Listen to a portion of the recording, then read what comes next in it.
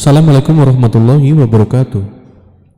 Sesaat lagi kita akan menyimak sebuah kajian Islam ilmiah Ahlus Sunnah wal Jamaah yang akan dibawakan oleh guru kita, Ustadz Bambang Ahmad Wafi, BA, MPDI. Masih mengangkat dari kitab Al-Usul As-Salasah. Pada kesempatan kali ini kita akan membahas tentang iman. Kajian ini diselenggarakan setiap hari Rabu pada asar pukul 16.30 waktu Indonesia Barat sampai dengan selesai di Masjid At-Tauhid yang beralamat di Komplek Radio Roja Darussalam, Jalan PA Abdurrahim nomor 326, Talang Semut, Bukit Kecil, Palembang. Mari kita simak apa yang akan beliau sampaikan. Semoga menjadi ilmu yang bermanfaat bagi kita, keluarga kita, dan kaum muslimin lainnya. Tafadhal masykur, Ustaz. Bismillahirrahmanirrahim. Assalamualaikum warahmatullahi wabarakatuh. Innal hamdalillah nahmaduhu wa nasta'inuhu wa nastaghfiruh wa na'udzu billahi min sururi anfusina wa sayyiati a'malina. May yahdihillahu fala mudilla lahu wa may yudlil fala hadiya lahu. Wa ashhadu an la ilaha illallah wahdahu la syarika lahu wa ashhadu anna Muhammadan abduhu wa rasuluhu la nabiyya ba'dah. Allahumma salli ala Muhammad wa ala ali Muhammad wa man tabi'ahum bi ihsanin ila yaumil qiyamah. Ya ayyuhalladzina amanu ittaqullaha haqqa tuqatih wa la tamutunna illa wa antum muslimun. يا أيها الناس اتقوا ربكم الذي خلقكم من نفس واحدة وخلق منها زوجها وبث منهما رجالا كثيرا ونساء واتقوا الله الذي تساءلون به والأرحام إن الله كان عليكم رقيبا. يا أيها الذين آمنوا اتقوا الله وقولوا قولا سديدا يصلح لكم أعمالكم ويغفر لكم ذنوبكم ومن يطع الله ورسوله فقد فاز فوزا عظيما. أما بعد فإن أصدق الحديث كتاب الله وخير الهدي هدي محمد صلى الله عليه وسلم وشر الأمور محدثاتها فإن كل محدثة بدعة وكل بدعة ضلالة وكل ضلالة في النار. Ikhwatal iman rahimani wa rahimakumullah. Alhamdulillah, kita bersyukur kepada Allah Subhanahu wa taala karena pada kesempatan kali ini kita masih bisa melanjutkan kajian kita dari kitab Al-Usul Ats-Tsalatsah, 3 landasan utama, yang ditulis oleh Syekh Muhammad bin Abdul Wahhab At-Tamimi rahimahullah ta'ala, yang mana kita sampai pada perkataan beliau halaman yang ke-79. Qala al-muallif rahimahullah, al-martabatu tsaniyah, martabat yang kedua, ya, urutan yang kedua. Al-iman adalah keimanan. Karena kita telah mempelajari bahwasanya Islam itu, agama Islam ini bertingkat-tingkat. Yang pertama Islam, yang kedua iman, yang ketiga ihsan. Sekarang kita bahas pembahasan yang kedua, yaitu al-iman. Qala Syekh rahimahullahu ta'ala, al-iman wa huwa bid'un wa sab'una syu'bah. Ketika Syekh mengatakan al-iman, maksudnya apa? Al-iman secara bahasa artinya adalah at-tasdiq. Iman secara bahasa artinya adalah at-tasdiq, pembenaran. Ini makna iman secara bahasa. Wa fi syar'i, dan di dalam syariat, iman itu artinya i'tiqadun bil qalbi wa qaulun bil lisani wa amalun bil jawarihi wa huwa bid'un wa sab'una syu'bah. Dalam tinjauan syariat, iman adalah keyakinan di dalam hati, perkataan dengan lisan, amalan dengan anggota badan. Pembenaran dengan hati, diucapkan dengan lisan, dan dilakukan dengan anggota badan. Wa huwa bid'un wa sab'una syu'bah, yang dia memiliki 70 sekian cabang. 70 sekian. Ya. Pengertian ini senada dengan perkataan para imam yang mengatakan iman qaulun bil lisan wa tasdiqun bil janan wa amalun bil arkan. Iman adalah ucapan dengan lisan, dibenarkan dengan hati, dan dilakukan dengan anggota badan. Ini aqidah Ahlussunnah wal Jamaah. Yazidu bi ta'atir rahman wa yankusu bi ta'ati syaitan. Iman itu naik seiring dengan ketaatan kepada Allah Ar-Rahman, dan turun seiring dengan mentaati syaitan. Ya, ini makna iman. Makna iman. Jadi iman harus dipenuhi tiga-tiganya: pembenaran, ikrar, dan amalan. Ketika kurang satu darinya, maka enggak sempurna keimanannya dan bermasalah keimanannya. Sebagai contoh, ketika orang misalnya dia mengucapkan dengan lisannya, membenarkan dengan hatinya, tapi enggak mengamalkannya, maka ini bisa jatuh kepada kesyirikan dan kekufuran. Orang mengucapkan la ilaha illallah misalnya, dan dia meyakini, mengimani benar-benar tidak ada sesembahan yang hak, yang benar untuk disembah kecuali Allah, tapi dia enggak sholat, maka dipermasalahkan keimanannya. Tapi dia mengucapkan syahadat, dia mengucapkan syahadat benar, dia meyakini benar, tapi dia enggak sholat. Bukankah Nabi sallallahu alaihi wasallam bersabda, al-ahdu bainana wa bainahumus shalah, faman tarakaha faqad kafar. Pembeda antara mereka orang kafir dan kita adalah salat.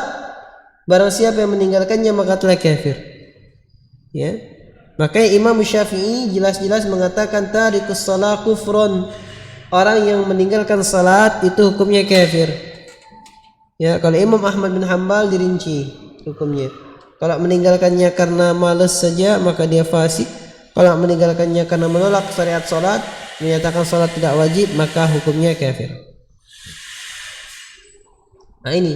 Atau ada orang yang mengucapkan dengan lisannya, mengamalkan dengan anggota badannya, tapi enggak meyakini dari hatinya, maka ini juga bermasalah. Misal dia mengucapkan la ilaha illallah, diajak jihad ikut jihad, diajak salat ikut salat, tapi dia benci Islam. Dia mengucapkan syahadat saja agar dirinya tidak dihinakan, agar jabatannya enggak hilang. Sejati dia benci Islam. Orang seperti ini terkena firman Allah Subhanahu wa taala, innal munafiqina fid darkil asfali minan nar. Sesungguhnya orang-orang yang munafik berada di neraka yang paling bawah. Apa itu munafik? Munafik di sini munafik akbar, nifaqun akbar, munafik yang besar, nifaqun i'tiqadi, kemunafikan keyakinan, izharul Islam wa yubtinul kufur. Dia menampakkan keislaman dan menyembunyikan kekafiran. Nah, orang seperti ini dia baru memenuhi dua, ucapan dengan lisan, amalan dengan anggota badan, tapi enggak diyakini dengan hati. Nah, karena dikatakan kafir. Atau ada yang ketiga, yang dia beribadah, mengamalkan imannya, meyakini dalam hatinya benar-benar Islam ini benar, benar-benar Islam ini rahmatan lil alamin, agama yang diridhai oleh Allah Subhanahu wa taala.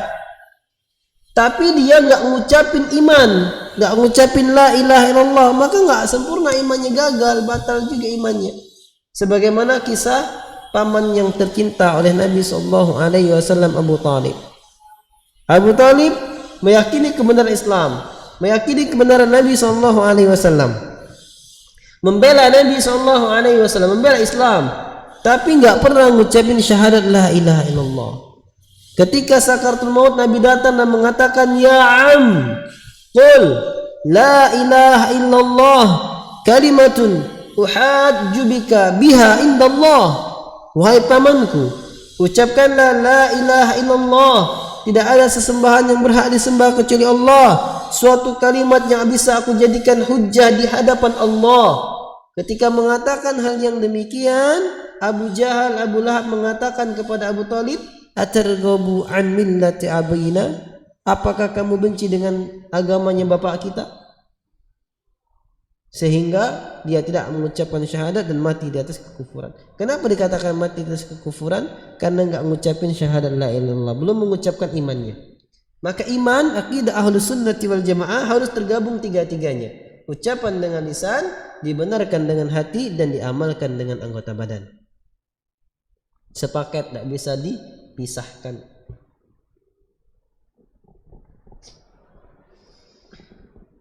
Wa huwa bid'un wa sab'una syu'bah. Perkataan muallif asy-syekh di sini mengatakan yang iman itu ada bid'un, beberapa, wa sab'un, dan 70 cabang, 70 sekian cabang. Bid'un itu sekian. Kenapa? Karena bid'un dalam bahasa Arab itu hitungan antara 3 sampai 9. Ya, jadi dikatakan bid'un wa sab'una, 70 sekian cabang. Entah 73, 74, 75, 76, 77, 78, 79, entah itu. Ya, 70 sekian cabang. Dari 70 sekian cabang ini, qala Syekh rahimahullahu taala, fa'alaha qawlu la ilaha illallah. Dan 70 sekian cabang itu, cabang yang tertingginya adalah ucapan la ilaha illallah. Itu ucapan, itu cabang iman yang tertinggi, yaitu ucapan la ilaha illallah.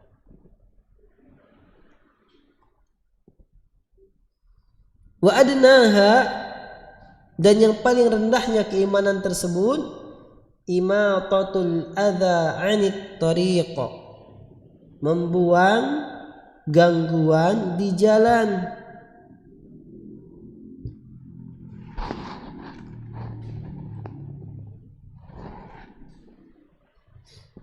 Membuang gangguan di jalan. Kalaulah sekiranya membuang gangguan di jalan itu adalah cabang keimanan, lalu bagaimana keimanan orang yang membuat gangguan di jalan? Jalan dah bagus-bagus, dikasih polisi tidur, dikasih ranting, dikasih paku, dikasih beling, ya, buat gangguan. Itu dipertanyakan keimanannya. Bukankah cabang yang terendah dari keimanan itu membuang gangguan di jalan?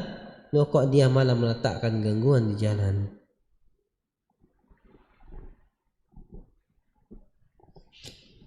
Wal haya'u syu'batun minal iman, dan rasa malu itu bagian dari keimanan. Rasa malu bagian dari keimanan. Makanya seorang wanita, akhwat, imannya itu tinggi ketika dia masih punya rasa malu. Ini wanita itu sebenarnya dimuliakan dengan Islam, dan dia jadi mulia dengan rasa malunya. Ketika wanita hilang rasa malunya, hilang juga kehormatannya. Kok bisa? Ini wanita kalau nggak malu lagi jalan sama cowok yang bukan mahram biasa aja, berduaan sama bukan mahram biasa aja, ya, hilang malunya. Ini dah kebinasaan baginya. Maka Nabi SAW bersabda, al-haya'u la ya'ti illa bi khairin. Rasa malu tidaklah datang kecuali membawa kebaikan. Ya. Ma kana al-haya'u fi syai'in illa zana. tidak ada rasa malu yang ada pada sesuatu, melainkan rasa malu akan menghiasi sesuatu tersebut. Rasa malu ada pada seorang wanita, maka wanita akan terhiasi dengan malunya. Rasa malu ada seorang pria, ikhwan, maka rasa malu akan menghiasi ikhwan tersebut.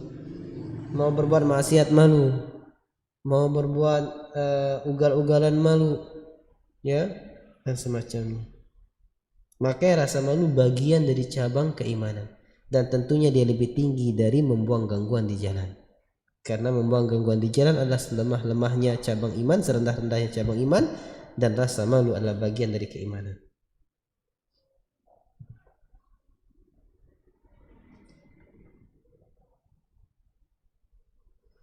Berkata di sini,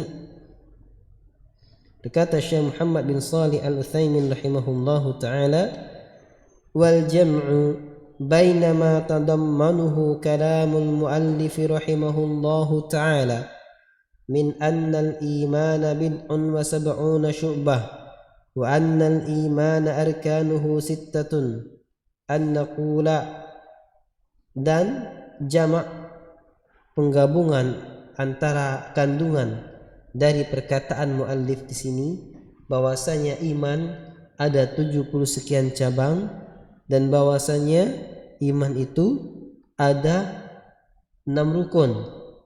Maka kita katakan al-imanul ladzi huwal aqidatu usuluhu sittatun wa hiya al-madhkuratu fi hadits Jibril alaihi salatu wassalam حينما سأل النبي صلى الله عليه وسلم عن الإيمان فقال الإيمان أن تؤمن بالله وملائكته وكتبه ورسله واليوم الآخر وتؤمن بالقدر خيره وشره.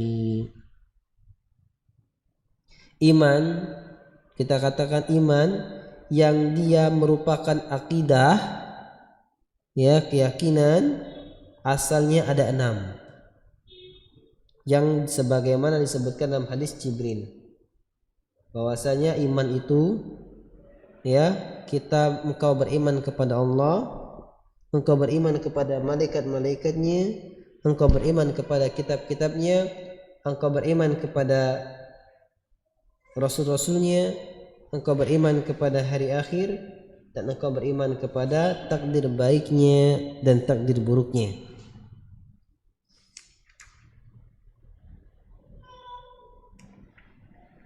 Ini iman yang dia merupakan akidah. Adapun ammal imanul ladzi yashmalul a'mal wa anwa'iha wa ajnasiha fahuwa bid'un wa sab'una syu'bah. Adapun iman yang mencakup amalan macam-macamnya, jenis-jenisnya, maka dia ada 70 sekian cabang. Faham ini? Jadi maksudnya kira-kira seakan-akan kita ini bingung, apa sih hubungannya? Ini dikatakan iman 73 cabang, sedangkan di hadis Nabi, hadis Jibril dikatakan iman itu 6 rukunnya. Maka kita katakan dari sisi akidah, yang merupakan iman itu adalah akidah, maka asal akidah ini ada 6. Iman kepada Allah, malaikat, kitab, rasul, hari akhir, takdir baik dan buruk. Tapi kalau dikatakan iman yang mencakup dari sisi pengamalan dan macam-macamnya serta jenis-jenisnya, maka iman itu ada 70 sekian cabang. Walihada sammallahu ta'ala as-salata imanan. Karena iman yang 73 cabang ini iman dari sisi amalan. Makanya Allah Subhanahu wa taala pernah menyebut salat dengan lafal iman.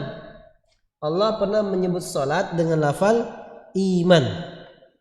Apa kata Allah Subhanahu wa taala? Wa ma kana Allahu liyudhi'a imanakum. Dan Allah tidak akan menyia-nyiakan iman kalian. Ini Quran surat Al-Baqarah ayat 143. Qala al-mufassiruna ya'ni salatakum. Para mufassir ahli tafsir mengatakan maksud iman di sini adalah salat kalian, salatakum. Sehingga Allah menyebut lafal salat dengan lafal iman. Wa ma kana Allahu liyudhi'a imanakum. Allah tidak akan menyanyiakan salat kalian, iman kalian. Di dalam konteks ini salat kalian. Salat kalian ila baitul maqdis, ila baitul maqdis. Salat kalian ke Baitul Maqdis. Lianna sahabata kanu qabla an yu'maru bitawajjuhi ila al-Ka'bati yusalluna ila Baitil Maqdisi. Ya, karena ayat ini menceritakan kisah ketika para sahabat sebelum diperintahkan untuk mengarah ke kiblat, mereka salat menghadap ke Baitul Maqdis. Kemudian turunlah perintah merubah kiblat ke arah Ka'bah. Tapi Allah katakan ya wa ma kana Allahu liyudhi'a imanakum.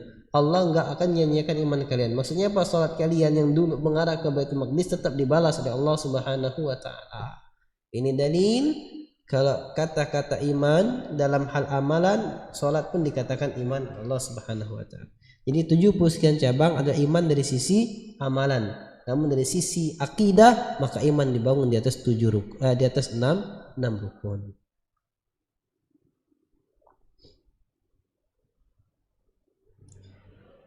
Berkata Syekh di sini rahimahullahu taala, wa arkanuhu sittatun. Rukunnya ada 6. Rukun iman ini ada 6. Apa itu? Beliau mengatakan an tu'mina billah. Engkau beriman kepada Allah.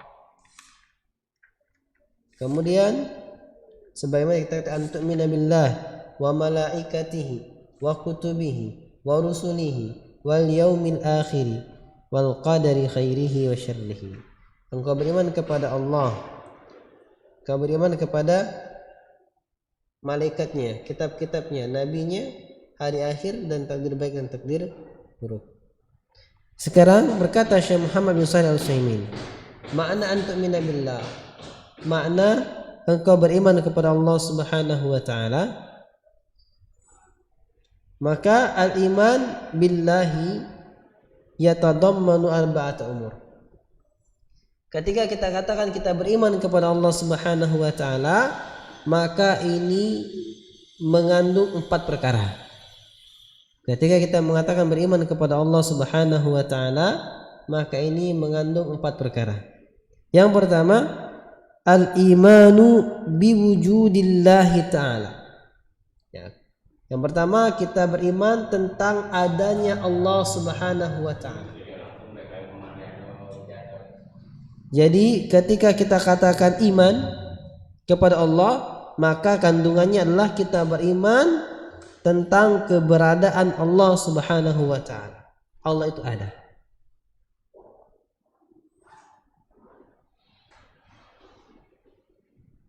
Dan kita bisa mengetahui keberadaan Allah Subhanahu wa taala dari banyak sisi. Yang pertama al-fitrah.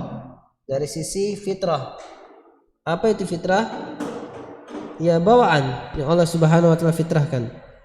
Dan kita juga bisa mengetahui keberadaan Allah dari sisi akal. Dari sisi akal. Secara fitrah kita meyakini adanya Allah. Secara akal pun kita bisa memikirkan bahwasanya Allah itu ada.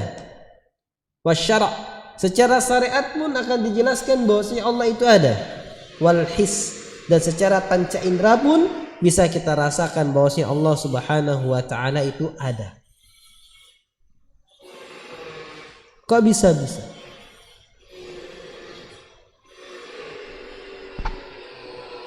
Amma dalalatul fitri, kata muallif di sini, Syekh Muhammad bin Shalih Al-Utsaimin rahimahullahu taala rahmatan wasi'ah.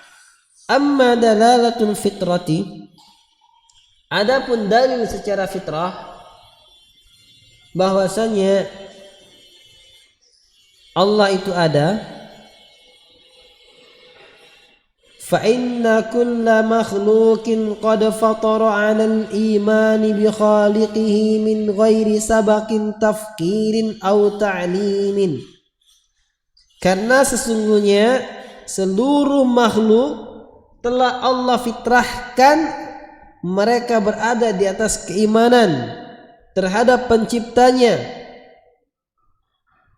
sebelum mereka ada, dengan pemikiran dan pelajaran. Ya, tanpa melalui pemikiran dan pelajaran.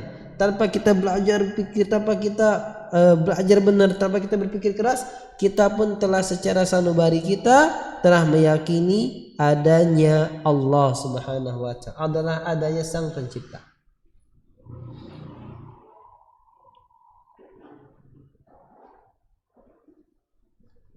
Wala yansarifu an muqtada hadhihi al-fitrati illa man tara'a ala qalbihi ma yasrifuhu anha. Liqaulin Nabi sallallahu alaihi wasallam, ma min mauludin illa yuladu 'ala al-fitrati fa abawahu yuwahhidanihi aw yunassiranihi aw yumajjisanihi. Akhrajul Bukhari, ya, hadis dari Imam Bukhari. Ya. Dan tidak ada yang bisa memalingkan konsekuensi dari fitrah ini. Ini berdasarkan sabda Nabi SAW. Jadi nggak ada yang bisa berpaling dari konsekuensi ini, kecuali dia di dalam hatinya dilemparkan perkara-perkara subhat, misalnya yang dia berpaling dari fitrah ini. Ya, kenapa? Karena Nabi SAW bersabda, "Ma min mauludin illa yuladu 'alal fitrah." Tidak ada yang dilahirkan di muka bumi ini melainkan dia dilahirkan dalam keadaan fitrah, dalam keadaan berislam. Fa abawahu, maka kedua orang tuanya lah yuwahhidanihi, yuhawwidanihi, yang menjadikan dia orang Yahudi, au yunassiranihi, atau menjadikannya orang Nasrani, au yumajjisanihi, atau menjadikannya orang Majusi. Ya. Ketika kita tahu itu semua, maka kita fahami ketika ada orang yang dilahirkan di muka bumi ini, maka sejatinya dia muslim. Yang menyebabkan dia jadi Yahudi, jadi Nasrani, jadi Majusi, itu orang tuanya. Ketika anak ini dilahirkan di orang-orang muslim, maka dia jadi muslim, benar. Ketika dia dilahirkan di tengah-tengah orang kafir, baru lahir dia muslim sejatinya. Ketika diajarkan kekafirannya dan diikuti, maka dia jadi kafir setelah besarnya, setelah diterima kalafnya, setelah diterima beban syariatnya.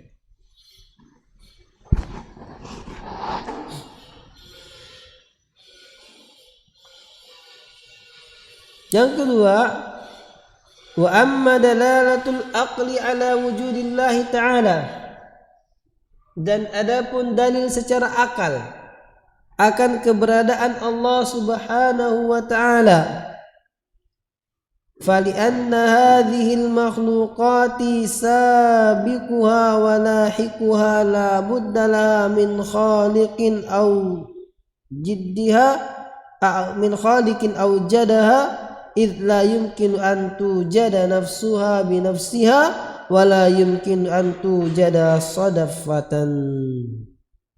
Adapun dalil secara akal tentang keberadaan Allah Subhanahu wa ta'ala adalah karena makhluk yang pertamanya, yang terdahulunya, dan yang akan datangnya, maka secara akal kita itu mesti ada pencipta yang menciptakannya. Karena tidak mungkin sesuatu menciptakan dirinya sendiri. Gak mungkin nih kita manusia kita bisa menciptakan diri kita sendiri, manusia sendiri, gak mungkin. Mesti ada yang menciptakan. Pena gak mungkin menciptakan dirinya sendiri, jadi pena juga enggak, tapi ada yang membuat. Yang diciptakan gak bisa menciptakan dirinya sendiri. Ini jadi sehingga mesti ada secara akal pikiran kita, mesti ada Allah Rabb yang menciptakannya. Itu secara akal. Wala yumkin an tujada sadafatan, dan gak mungkin juga kita manusia menjadi manusia tiba-tiba cung ada, nggak mungkin. Tiba-tiba ada, mesti ada seperti ini. Maka secara pikir akal kita yang lurus, maka hal demikian mestinya ada Sang Pencipta.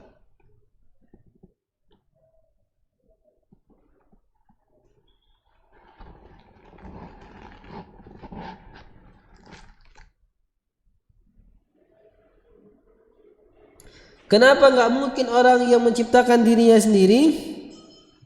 Karena nggak mungkin orang yang dulunya nggak ada, maka bagaimana dia bisa mengadakan? Kalau kita bisa menciptakan diri sendiri, kita sendiri dulu kita nggak ada, kita bisa ada? Kok orang yang sesuatu yang ada bisa menciptakan yang ada? Nggak masuk akal. Maka dari ini akan keluar akal kita berpikir mesti ada nih orang yang menciptakan, sang yang pencipta ini mesti ada.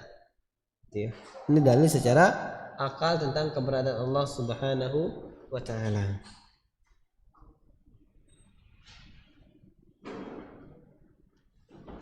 Terus makna kalimat la yumkinu an tujada sadafatan, enggak mungkin terjadi tiba-tiba juk ada manusia, enggak mungkin. Kenapa?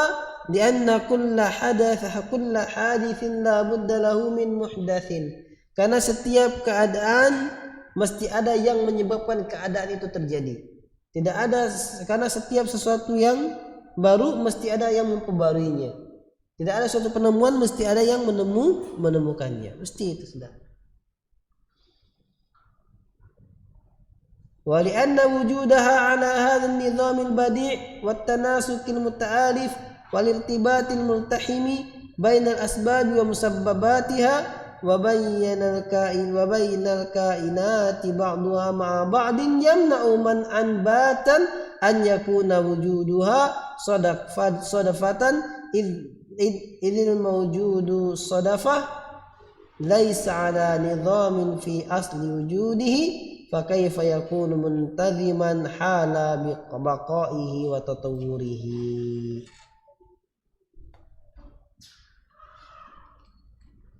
Ya, tidak mungkin tadi sesuatu itu terjadi tiba-tiba karena keberadaan sesuatu itu pada keteraturan yang begitu bagus ini dan kesesuaian bentuk-bentuk ini dan keterikatan antara suatu daging dan lainnya, dan suatu sebab pasti ada musababnya, dan antara sesuatu yang ada sebagiannya dengan sebagian lain itu melarang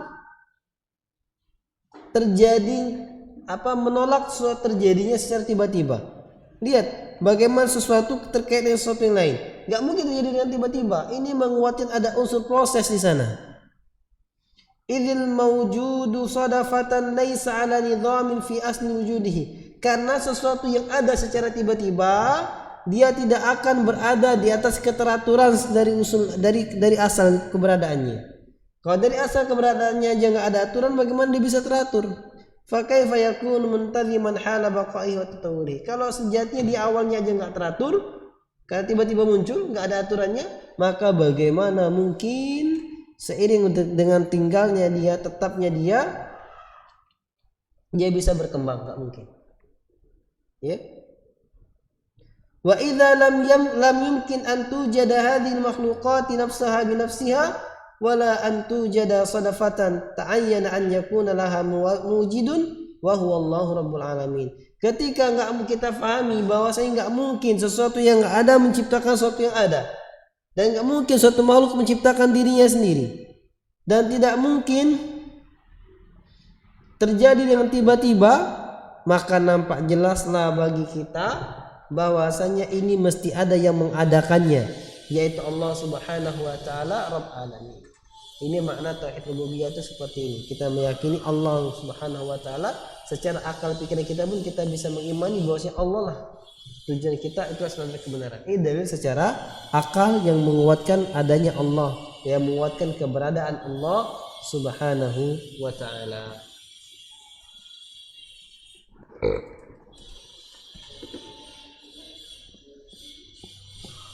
Berkata Syekh Muhammad bin Shalih Al-Utsaimin rahimahullahu taala, wa qad dzakara Allah taala hadzal dalil al-aqli wal burhan al-qat'i fi surati Tur. Allah Subhanahu wa taala telah menjelaskan dalil secara akal dan keterangan yang pasti tentang hal ini dalam Quran surat At-Tur. Haitsu qala, di mana Allah Subhanahu wa taala berfirman, am khuliqu min ghairi syai'in am humul khaliqun. Apakah mereka diciptakan dari sesuatu yang tidak ada, ataukah mereka yang menciptakan diri mereka sendiri?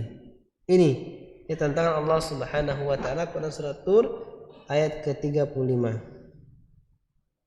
Maksudnya apa?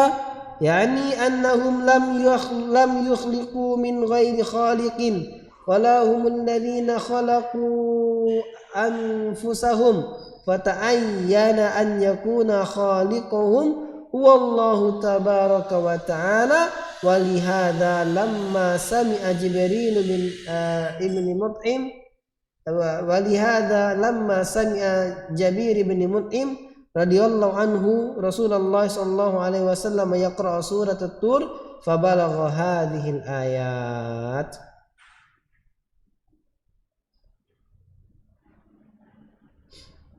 Ya, ini kata mu'allif di sini bahwasanya nggak mungkin mereka itu menciptakan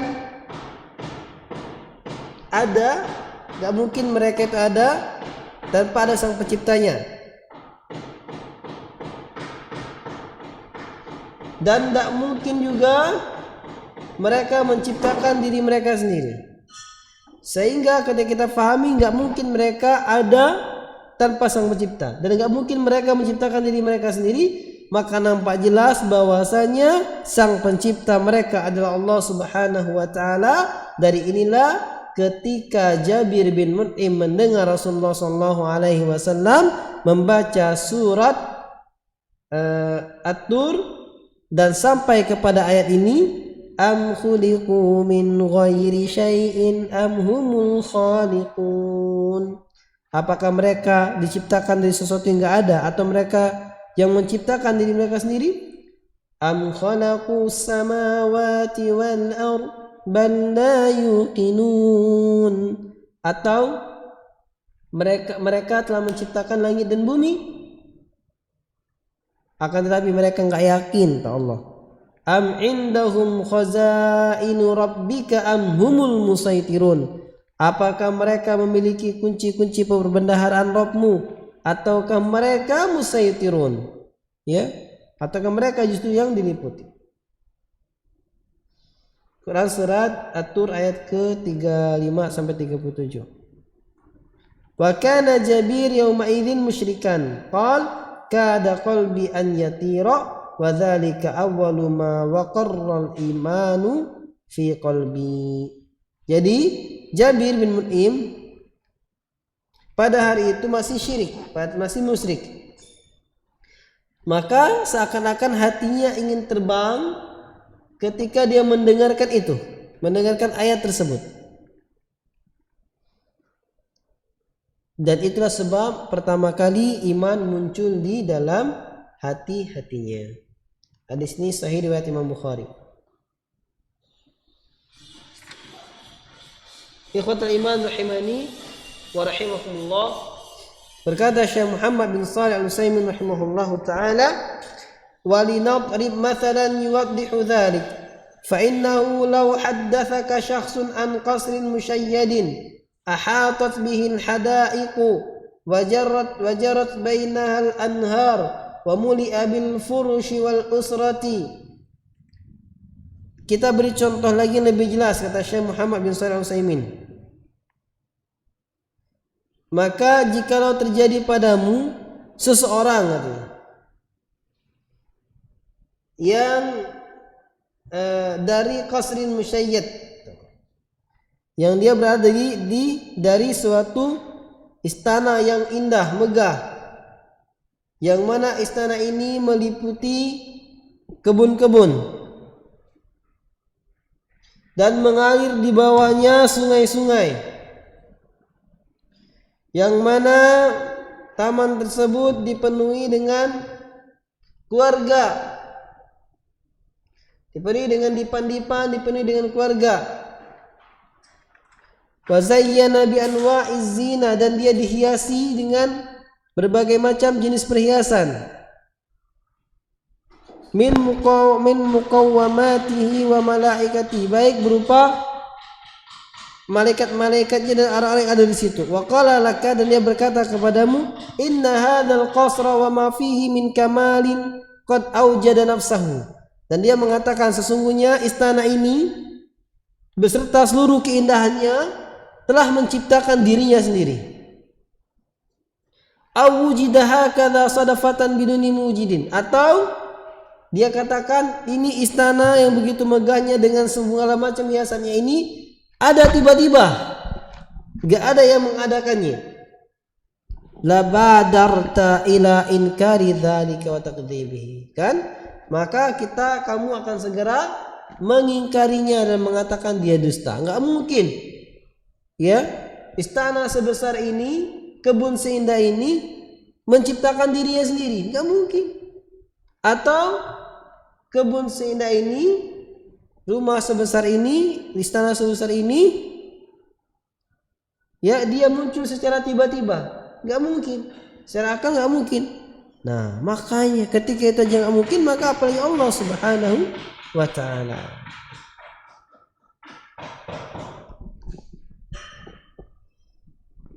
Wa adadat hadithuhu safahan minal qaul, dan dianggaplah perkataan seperti itu perkataan yang sia-sia. Mengatakan ini ada, misalnya kita katakan ini masjid tauhid ini bisa seperti ini karena masjid ini menciptakan dirinya sendiri. Mungkin enggak? Ya enggak mungkin. Atau masjid ini muncul tiba-tiba seperti ini. Ya enggak mungkin. Mesti ada yang mengadakannya, mesti ada yang menciptakannya. Nah, begitu juga kita, ikhwan iman. Ya?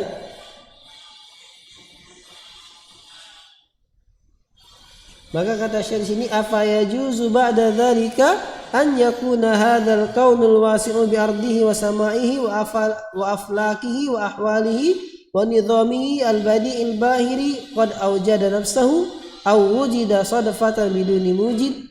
Apakah boleh setelah terjadinya alam yang begitu luasnya ini, buminya, langitnya, bintang-bintangnya dan keadaannya ini, yang keteraturannya yang begitu indah, dikatakan bahwasanya dia semua alam semesta ini telah menciptakan dirinya sendiri, atau dia menjadi seperti ini secara tiba-tiba? Ya nggak mungkin, nggak boleh dikatakan hal yang demikian. Maka secara akal kita bisa menjawab bahwa si Allah Subhanahu wa ta'ala itu ada. Allah Subhanahu wa ta'ala itu ada. Di sini tidak mungkin kita bisa kalah atau tidak bisa menenangkan orang-orang ateis. Yang misalnya orang ateis mengatakan tak percaya Tuhan itu tidak ada. Maka secara akal pun dan secara fitrah, secara rasional pun, secara logis pun nggak mungkin nggak ada sang pencipta. Nah, ini diantaranya yang bisa saya dapatkan pernah menonton video seorang yang ateis masuk Islam karena dia bisa mendengarkan jawaban-jawaban yang logis dari Islam. Kemudian saya mengatakan wa ammad dalalatu syar'i, adapun dalil secara syar'i bahwasanya Allah Subhanahu wa taala itu ada, fali annal kutubal musamawiyata kulluha tantiqu bidzalik, karena seluruh kitab-kitab langit semuanya berbicara tentang yang demikian. Wa ma ja'at bihi min al-ahkamil mutadamminatil masalihil khalqi dalilun ala annaha min rabbi hakimin alimin bimasalihi khalqihi wa ma ja'at bihi min al-akhbaril kauniyyati allati syahida al-waqi' bisadqiha dalilun ala annaha min rabbin qadirin ala ijadi ma akhbara bihi. Dalil secara syariat kita fahami Allah itu ada adalah karena kitab-kitab langit semuanya menceritakan tentang Allah, dan apa saja yang datang berupa hukum-hukum yang mengandung maslahat-maslahat bagi makhluk dan dalil-dalil yang menjelaskan bahwasanya Rabb, dan dalilnya dan dalil ala anna bahwa yang menjelaskan bahwasanya menjelaskan adanya Rabb yang maha bijaksana lagi maha mengetahui keadaan-keadaan hambanya, dan apa saja yang datang kepadanya berupa berita-berita kauniyah, berita-berita alam ini, allati syahidal waqi' bisidqiha, yang mana secara faktanya kita bisa melihat kebenarannya. Allah ceritakan keadaan seperti ini, Allah ceritakan langit, matahari berada di porosnya, Allah ceritakan bahwa bulan mengelilingi bumi. Ternyata kita bisa saksikan secara faktanya demikian, maka ini dalil ala annaha min rabbi, bahwasanya Al-Quran atau kitab-kitab ini itu berasal dari Rabb yang mampu untuk mengadakannya dan memberitakan kepadanya. Kalau seandainya bukan Allah yang menciptakannya, maka nggak mungkin bisa dapat cerita yang benar-benar detail tentangnya. Dari mana dia tahu? Nah, ini dia tahu. Wa amma adilatul hissi ala wujudillahi famin wajhaini. Adapun dalil secara panca indera yang menekankan bahwasanya Allah Subhanahu wa taala itu ada, maka bisa dilihat dari dua sisi. Sisi yang pertama, annana nasma'u wa nusyahidu min ijabatid da'in. Bahwasanya kita mendengar dan kita menyaksikan tentang dikabulkannya doa orang yang berdoa. Wa ghausul makrubin, dan diselamatkan orang-orang dalam kendaraan misalnya. Ma yadullu dalalatun qati'atun ala wujudihi ta'ala, dan apa saja yang menunjukkan tentang dalil yang kuat tentang keberadaan Allah Subhanahu wa taala secara panca indera adalah firman Allah Subhanahu wa taala, wa nuhan idnada min qablu fastajabna lah. Dan Nuh ketika dia memanggil sebelumnya, maka kami kabulkan panggilannya, permintaannya, doanya. Dan Allah Subhanahu wa taala berfirman, in tastaghithuna rabbakum fastajaba lakum. Kalau kamu minta hujan sama Allah, maka Allah akan kabulkan kalian. Nah, secara panca indera ketika kita minta terus dikabulkan, kita minta dikabulkan, maka berarti ada Tuhan yang mengabulkannya. Secara panca indera pun nggak mungkin tertolak. Secara akal jelas tadi, secara dalil syariat jelas. Nah, secara panca indera bisa kita rasakan. Kita merasakan, kita minta, kita ngomong, ada jawaban. Kita sholat istisqa minta hujan, ada jawaban, hujan turun. Nah, semua jawaban-jawaban ini menguatkan bahwasanya adanya Allah Subhanahu wa taala.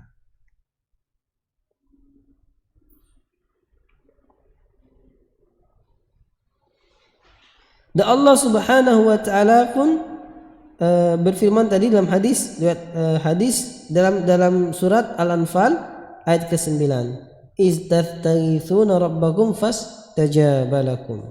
Adapun dalam Sahih Bukhari dari Anas bin Malik radhiyallahu taala anhu, anna a'rabiyan dakhala yaumal jum'ati. Jadi pernah ada cerita, ikhwatal iman rahimani wa rahimakumullah, bahwasanya Anas bin Malik radhiyallahu anhu menceritakan bahwasanya datanglah seorang Arab Badui, Arab desa, pada suatu hari masuk untuk menunaikan salat Jumat. Dan Nabi sallallahu alaihi wasallam yakhutub, sedangkan Nabi sallallahu alaihi wasallam sedang berkhutbah. Faqal, nah ketika Nabi sedang berkhutbah, ini orang Arab Badui ini berkata,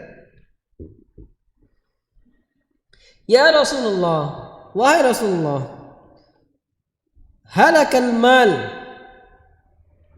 harta telah binasa, waja'al iyal, dan binatang ternak telah kelaparan, fada'ullaha lana, maka doalah kepada Allah untuk kami. Farafa'a yadayhi, di tengah-tengah hal demikian Nabi mengangkat tangannya, wada'a, lalu Nabi berdoa, fatharas sahabul amthal al-jibal, maka jadilah awan-awan itu seperti gunung-gunung. Falam yunzil an minbarihi hatta ra'aitul matar yatahadaru ala lihyatihi. Nabi belum turun dari mimbarnya sampai aku melihat hujan turun membasahi janggutnya. Ini ya, ketika hadis Nabi ini menjelaskan jelas-jelas adanya hikmah dalam hadis ini, jelas adanya Allah secara panca indera. Ketika Nabi minta kok dijawab, minta hujan turun hujan, dirasakan langsung oleh semua. Dari apa yang kita rasakan ini kita bisa meyakini adanya Allah, adanya Sang Pencipta, Allah Subhanahu wa taala. Wa fil jumu'ati tsaniyah, dan di hari Jumat berikutnya kata Anas bin Malik, qama dzalikal arabiyyu aw ghairuhu faqal. Pada Jumat berikutnya ketika Nabi khutbah Jumat, berdiri lagi seorang Arab Badui yang tadi atau yang lainnya. Dia mengatakan, ya Rasulullah, wahai Rasulullah, tahaddamal bina wa ghuriqal mal. Bangunan telah hancur dan harta-harta telah tenggelam. Kenapa? Karena ketika dia minta hujan turun terus hujannya turun. Ketika hujan turun terus, ya masalah juga. Makanya orang Arab ini pada Jumat berikutnya mengatakan bangunan telah hancur, harta-harta telah tenggelam. Fad'allahu lana, maka doakanlah untuk Allah, doalah kepada Allah untuk kami. Farafa'a yadayhi wa qala, lalu Nabi SAW mengangkat kedua tangannya dan berkata, Allahumma hawalaina wala alaina. Ya Allah, curahkanlah hujan itu di sekitar kami, bukan di atas kami. Maksudnya apa? Jadikanlah hujan ini hujan yang bermanfaat airnya, bukan hujan yang membinasakan kami, membuat kami tenggelam, binatang tenggelam dan semacamnya. Fama yushiru ila nahiyati illan farajat, dan tidaklah Nabi SAW menunjuk kepada suatu arah kecuali selesai permasalahan di situ. Ya, ini dalil bahwasanya ada Allah, ada Sang Pencipta. Ketika kita minta, ada yang menjawab. Ini dalil secara panca indera. Yang bisa kita petik hikmah dari hadis ini sebelum kita lanjutkan seputar masalah akidah adalah berarti hukumnya boleh seorang berbicara ketika khatib sedang naik mimbar selama tidak mengganggu eksistensi khutbah. Paham maksudnya? Ketika ngomongnya langsung sama khatib. Kenapa? Karena nggak mengganggu eksistensi khutbah. Tetap yang dipahami dari khatib tetap sama, dipahami oleh semua jamaah. Berbeda halnya kalau khatib lagi ceramah, lagi khutbah Jumat, ini seorang berjamaah cerita dengan temannya, maka ini mengganggu eksistensi khutbah. Kenapa? Karena nggak dengar apa yang disampaikan khatib. Dia sibuk ngomong sama temannya. Maka idza qulta li sahibika yaumal jumu'ati ansit faqad laghaut. Kalau engkau mengatakan kepada saudaramu pada hari Jumat, diamlah, maka kamu telah berbuat perkara sia-sia. Ya. Ansitu wasma'u, ya. Diamlah dan dengarkanlah. Tapi dari kisah ini ketika ada orang misalnya khatib, dia langsung nanya kepada khatibnya, maka ini enggak merusak salat Jumatnya. Karena pernah terjadi di zaman Nabi sallallahu alaihi wasallam. Jadi kalau dikatakan boleh enggak kita berbicara ketika khatib sedang berkhutbah, secara singkat kita jawab enggak boleh, tapi secara rinci kita jawab apa? Boleh kalau langsung ke khatib. Tapi kepada orang lain enggak boleh. Makanya jadi segala perkara dirinci. Wallahu ta'ala alam. Berkata Syekh Muhammad bin Shalih Al-Utsaimin, "Wa ma zalat ijabatud da'ina amran mashhudan ila yaumina hadza liman sadaqa al-luju'a ila Allah ta'ala wa ata bi syara'itil ijabah." Dan senantiasa dikabulkannya doa ini perkara yang benar-benar bisa kita saksikan pada hari ini pun bagi orang-orang yang jujur, bersandar, bergantung kepada Allah Subhanahu wa taala dan datang membawa syarat-syarat dikabulkannya doa. Di antara syarat-syarat dikabulkannya doa adalah tidak makan harta haram, ya, dalam keadaan safar, minta hanya sama Allah Subhanahu wa taala, ya, di sepertiga malam terakhir, dan bertawasul dengan nama dan sifat Allah Subhanahu wa taala dan amal soleh. Ini diantara syarat-syarat dikabulkannya ibadah. Wal wajhu tsani, sisi yang kedua, sudut pandang yang kedua. Bukan sudut pandang yang kedua, apa? Kandungan yang kedua.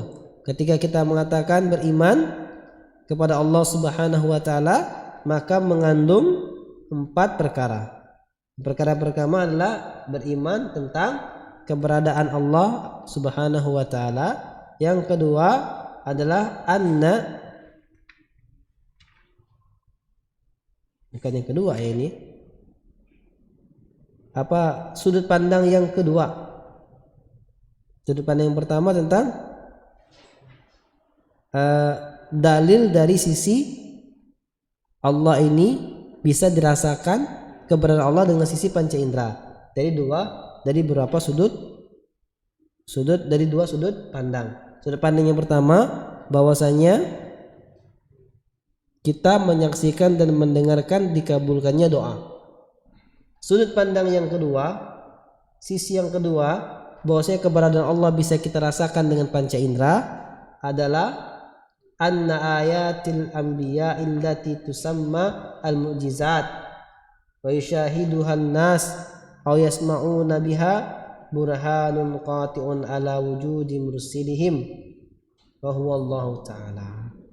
Jadi sisi yang kedua yang kita bisa mengatakan bahwasanya keberadaan Allah bisa kita rasakan dengan panca indera adalah bahwasanya ayat-ayat bukti-bukti para nabi yang kita kenal dengan istilah mukjizat itu disaksikan oleh semua manusia atau didengarkan oleh banyak manusia. Ini merupakan bukti yang nyata tentang adanya yang mengutusnya. Kita lihat para rasul seperti misalnya Nabi Isa alaihissalam bisa menghidupkan orang mati, ya. Padahal nggak mungkin dia bisa menghidupkan orang mati. Kok dia bisa? Maka ini menunjukkan kita bisa merasakan orang mati ini hidup. Maka kita menunjukkan bahwasanya ada orang yang mengutus ini, ada yang mengutus Nabi ini yang memiliki kemampuan seperti itu. Kalau enggak, gimana dia bisa memiliki kemampuan seperti itu?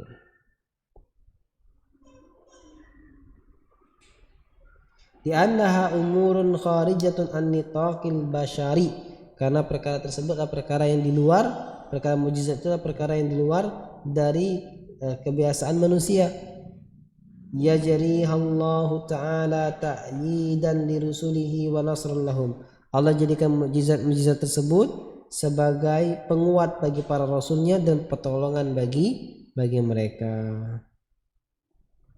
Misalnya perkara ini adalah tanda mukjizatnya Nabi Musa alaihissalam ketika Allah Subhanahu wa taala perintahkan Nabi Musa alaihissalam untuk memukul tongkatnya ke laut.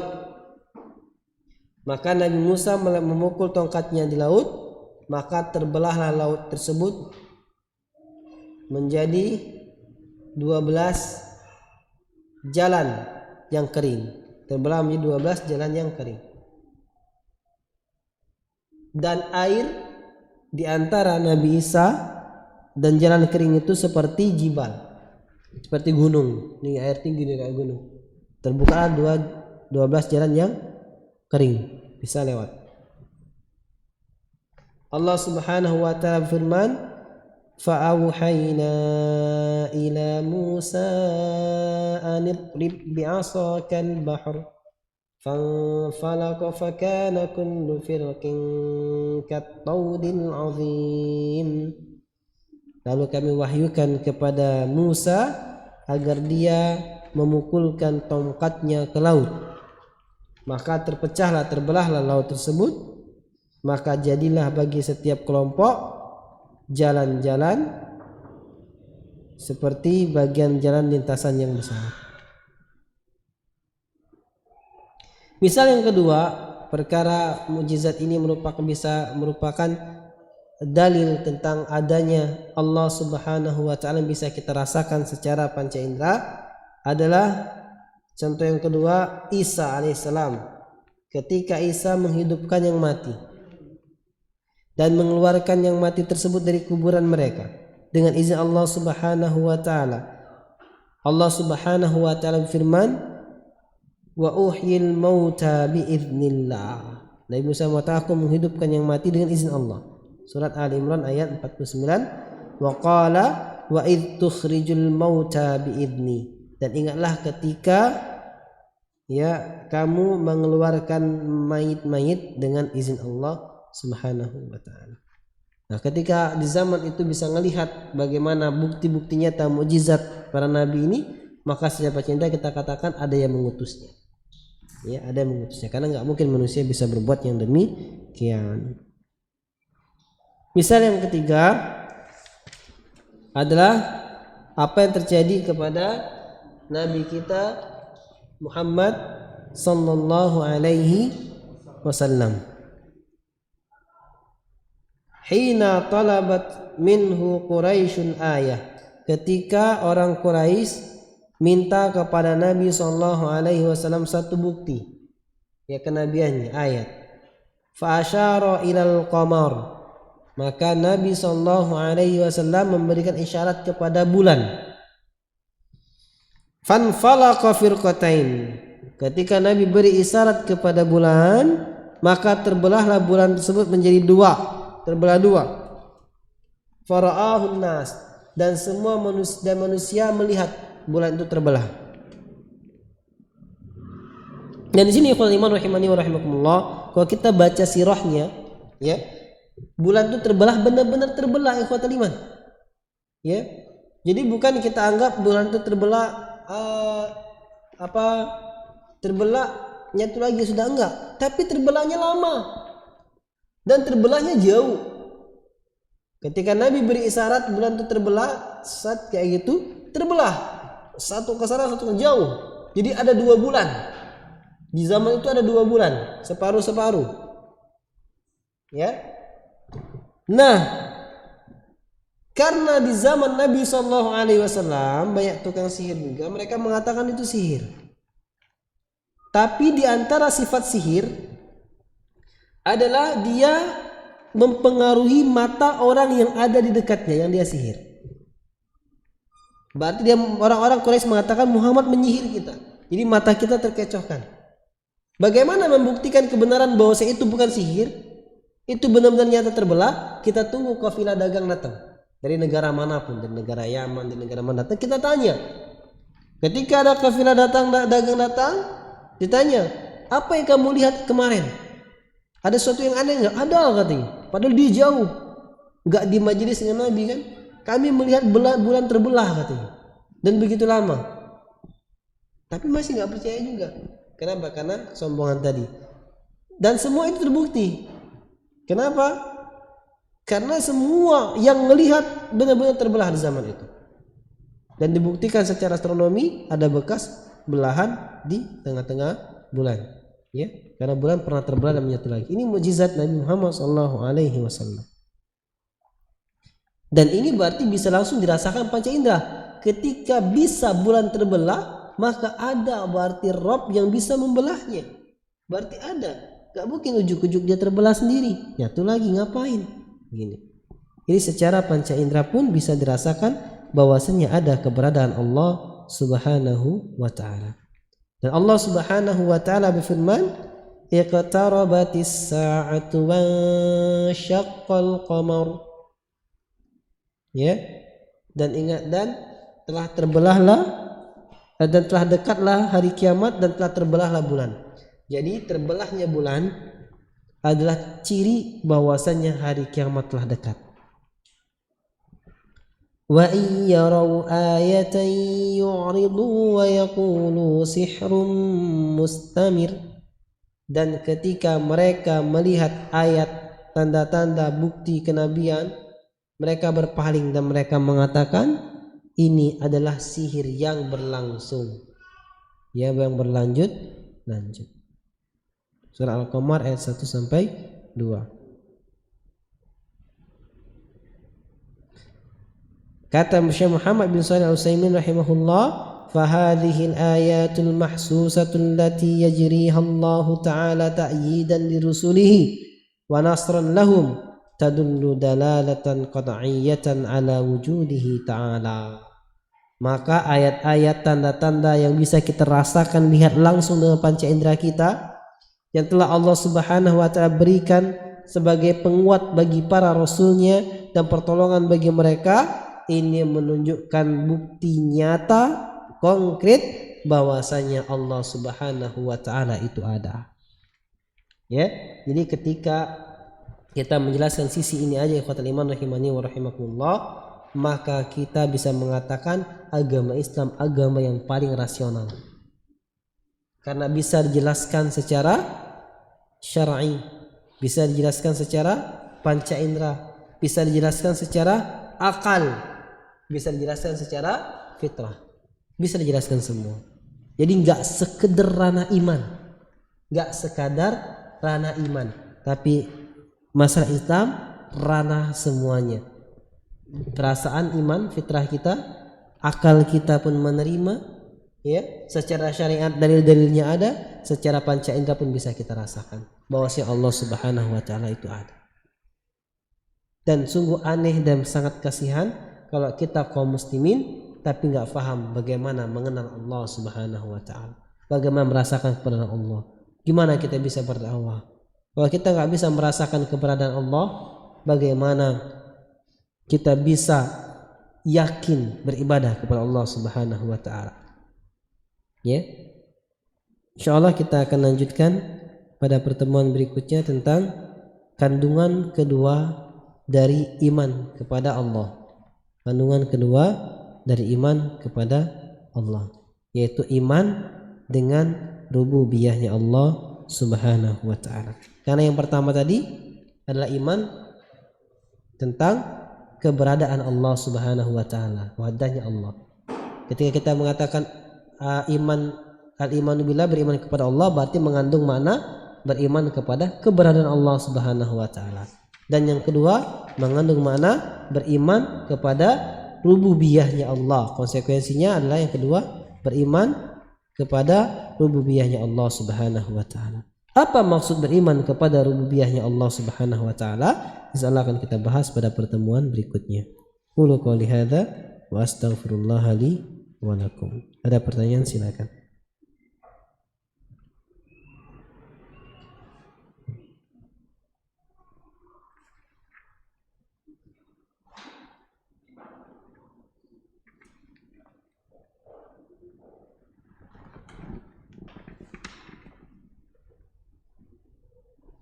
Jadi 4 kandungan tadi, yang pertama beriman tentang keberadaan Allah Subhanahu wa taala, yang kedua beriman kandungannya beriman kepada rububiyahnya Allah Subhanahu wa taala, yang ketiga beriman dengan uluhiyahnya Allah Subhanahu wa taala, dan yang keempat beriman dengan asma wa sifatnya Allah Subhanahu wa taala.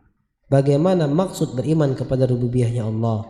Bagaimana maksud beriman kepada uluhiyahnya Allah? Bagaimana maksud beriman kepada nama-nama dan sifat Allah Subhanahu wa taala? Maka akan kita jelaskan pada pertemuan berikutnya insyaallah. Ada pertanyaan silakan. Assalamualaikum warahmatullahi wabarakatuh.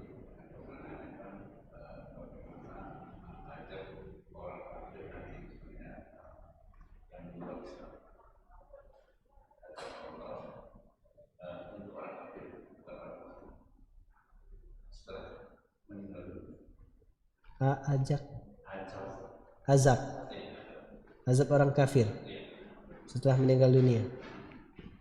Ya, Masya Allah. Bagaimana azab orang kafir setelah meninggal dunia? Nah, orang kafir, ya, dia langsung lewat jalan tol, langsung jalan tol menuju nerakanya Allah Subhanahu wa taala. Ya, langsung masuk jalan tol neraka Allah Subhanahu wa taala. Karena Allah berfirman, "Wattaqun naral lati waquduha an-nas wal hijarah u'iddat lil kafirin." Dan takwalah kalian kepada api neraka yang bahan bakarnya manusia dan bebatuan yang disiapkan bagi orang-orang yang kafir. Sehingga orang kafir dia jalan tol, langsung jalan tol menuju neraka Allah. Adapun orang muslim, maka dia melalui berapa tahapan. Orang muslim dia ketika ditiupkan sangkakala yang kedua, dia bangkit dalam keadaan hufatan uratan gurla, telanjang kaki, telanjang badan, belum disunat. Ya, kayak gitu. Dikumpulkan di padang mahsyar. Dan itu dikumpulkan sesuai dengan amalannya. Ada yang tenggelam dari keringatnya, ada yang menutupi dengkulnya, sepinggangnya, selehernya, dan ada yang tenggelam sesuai dengan dosanya. Namun ada juga yang mendapatkan naungan dari Allah Subhanahu wa taala. Ketika jarak matahari cuma 1 mil dekatnya, panas begitu teriknya, kita jadi matahari yang berapa juta tahun cahaya ini berjemur di siang hari kepanasan, apalagi matahari begitu dekatnya. Ya. Ada yang dapat naungan, lindungan. Yang tidak ada lindungan kecuali lindungan Allah. Kemudian setelah itu disegerakan menuju haud, disegerakan yaumul hisab, diperhitungkan hisabnya menuju haud, ya menuju telaga Kausar dan semacamnya. Tapi kalau orang kafir dia nggak ada proses itu, dia jalan tol menuju nerakanya Allah Subhanahu wa taala. Dia termasuk yang bahan bakar nerakanya dari manusia dan bebatuan. Manusia kafir itulah bahan bakar neraka. Maka selama kita masih Islam, ada kesempatan untuk masuk surganya Allah Subhanahu wa taala. Seberapapun dosanya selama tidak kafir. Kalau kafir, syirik yang jadi kafir, maka enggak ada lagi peluang. Karena Allah berfirman dalam Quran surah An-Nisa, "Innallaha la yaghfiru an yushraka bihi wa yaghfiru ma duna dzalika liman yasha." Sesungguhnya Allah tidak mengampuni dosa syirik, dan Allah mengampuni dosa selain syirik bagi siapa saja yang Allah kehendaki. Jadi ketika dia kafir, syirik besar menyebabkan kekafiran, maka enggak ada ampunan, langsung dia jalan tol menuju neraka Allah Subhanahu wa taala. Terus apa pahala dia selama ini, selama dia belum kafir, masih muslim, masih tauhid, dia sholat, puasa, zakat, sedekah, membantu, bersenyum, memudahkan urusan orang, ini semua kebaikan. Masa nggak Allah hitung? Ya karena dia kafir, sudah hilang semua. Karena Allah firman dalam surah Zumar, la in asyrakta la yahbatanna amaluka wa la takunanna minal khasirin. Kalau kamu berbuat syirik, maka batal semua amalanmu dan kamu termasuk orang-orang yang merugi. Jadi kuncinya kita selamat ini bertauhid sama Allah. Ya, tidak berbuat syirik, insya Allah selamat ke surganya Allah Subhanahu wa taala. Wallahu taala a'lam. Ada lagi yang lainnya? Cukup ya? Naam, alhamdulillah naktafi bihadzal qadar. Nas'alullahal azim rabbal arsyil azim an yuwaffiqana ila siratihil mustaqim wa an yaj'alana min ibadihil muttaqin dawil akhlaqil mahbubin. Subhanakallahumma bihamdika asyhadu an la ilaha illa anta astaghfiruka wa atubu ilaik. Wassalamu alaikum warahmatullahi wabarakatuh.